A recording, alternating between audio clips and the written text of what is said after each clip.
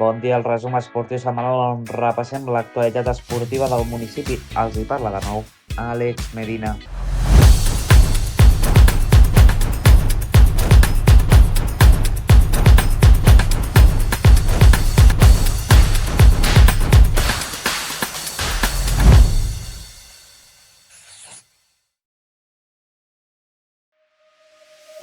Comencem amb la gimnàstica rítmica. L'Escola de Gimnàstica Rítmica Lloret continua creixent.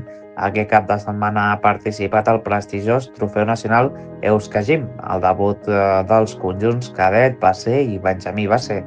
I el club s'ha portat molt bones sensacions, esforç, il·lusió i un gran esperit d'equip valorats molt positivament pel cos tècnic.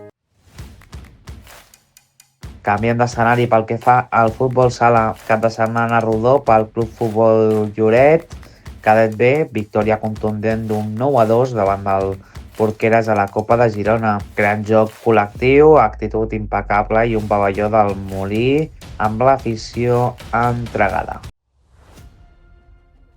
Anem cap al hoquei i el Club Hoquei Lloret no va poder sumar en el tercer partit de Lliga, derrotat per 1-4 davant del Reus. Tot i el gol inicial de Víctor Crespo, el rival va capgirar el marcador. L'equip va competir amb intensitat, però no va ser suficient per la jornada tan exigent.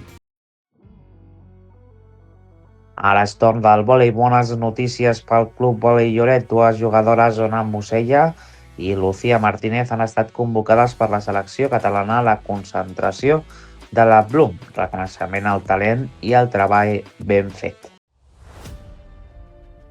I tanquem amb el futbol 11. El cadet A del Club Futbol Lloret va guanyar un 3-1 contra el Sant Feliu de Guíxols, triomf dedicat al seu company Eloi, que ha patit una lesió.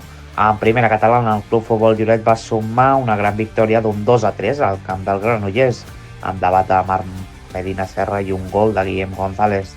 I pel que fa a la Joventut Futbol Club, va empatar 1-1 al camp del Can Gibert.